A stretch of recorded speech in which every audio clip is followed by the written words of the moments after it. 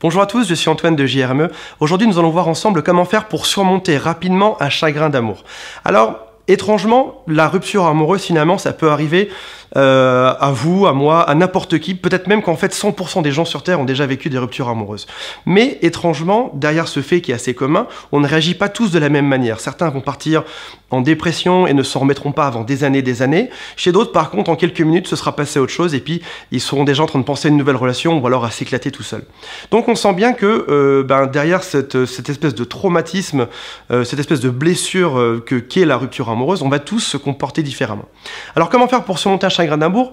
La technique, elle est la même pour tous, que vous vouliez ou non récupérer votre ex ensuite. Première chose à faire, c'est de supprimer de vos contacts votre ex. Alors, certains auront envie d'avoir des réponses, de comprendre des choses par rapport à la rupture amoureuse, parce qu'il y a souvent un goût d'inachevé derrière ça.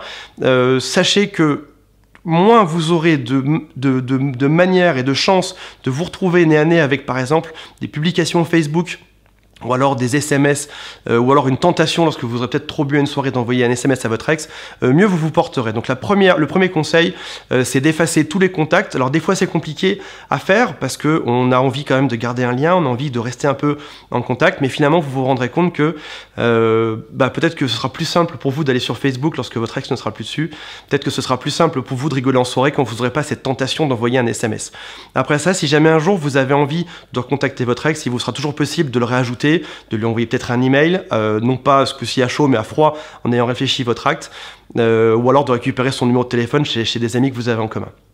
Donc ça, c'est vraiment la première chose. Après ça, deuxième chose, c'est d'éviter les endroits et les choses que vous faisiez en commun. Je pense notamment, des fois, par exemple, des couples ont des rituels, comme par exemple aller toujours dans le même restaurant, écouter toujours la même musique, se promener à telle heure, tel endroit, de telle manière. Donc, changez ces habitudes qui étaient liées à votre couple, et puis recréez-vous de nouvelles habitudes. C'est peut-être l'occasion de sortir, de voir de nouvelles personnes, d'avoir de nouveaux amis, et donc de se changer les idées. On en arrive justement au troisième point, qui est l'entourage. Malheureusement, l'être humain est fait un peu comme ça. Suite à une rupture amoureuse, les gens ont souvent tendance à vous demander comment ça s'est passé, est-ce que tu as des nouvelles, est-ce que il ou elle va revenir, est-ce que tu t'en es remis, etc. Donc c'est vrai que lorsque des gens vous ont connu en couple pendant des années, alors des fois c'est aussi des mois, il est difficile pour eux d'arriver à vous voir différemment, à vous voir tout seul. Et du coup, vous vous sentez un peu comme la moitié de quelque chose, vous vous sentez plus comme une personne à part entière. Donc dans ce cas-là, si jamais des gens vous en parlent trop, il ne tient qu'à vous de leur expliquer que maintenant, il faut moins vous en parler, que c'est un sujet qui est un peu sensible et que dans quelques semaines, peut-être que vous en parlerez en rigolant. Mais en tout cas, aujourd'hui, le sujet est sensible et pénible pour vous. Après ça, rien de tel que se faire de nouveaux amis. En général, qui dit rupture amoureuse dit, forcément on est un peu triste, on pleure, mais qui dit aussi beaucoup de temps libre à consacrer à faire d'autres choses. C'est le moment de vous inscrire sûrement à une nouvelle activité, à un nouveau sport, à des nouveaux cercles de rencontres où vous allez pouvoir rencontrer des nouvelles personnes qui ne vous auront pas connu dans ce mode couple et qui donc ne vous rappelleront pas en permanence cet échec qui était finalement la rupture amoureuse. Grâce à ces trois conseils, en principe, ça ira beaucoup mieux. La majorité des gens, quand je donne ces conseils, ils me disent « Oui, mais moi, j'ai envie de garder un lien quand même. J'ai envie que plus tard, j'ai des réponses. On a passé beaucoup de temps ensemble, etc. » Donc, je vous le répète encore une fois, ce lien, que vous soyez amis sur Facebook ou pas, ça ne changera rien, vous l'aurez toujours.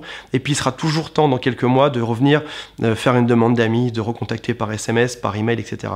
De toute manière, sachez que si jamais vous avez rompu, votre ex est très probablement déjà au courant que vous allez le supprimer de Facebook ou autre, et ce ne sera pas une grosse surprise de découvrir que dans quelques mois, vous l'ajoutez à nouveau. Donc voilà, je vous souhaite le plus de chance possible et beaucoup de courage pour surmonter votre chagrin d'amour. À bientôt.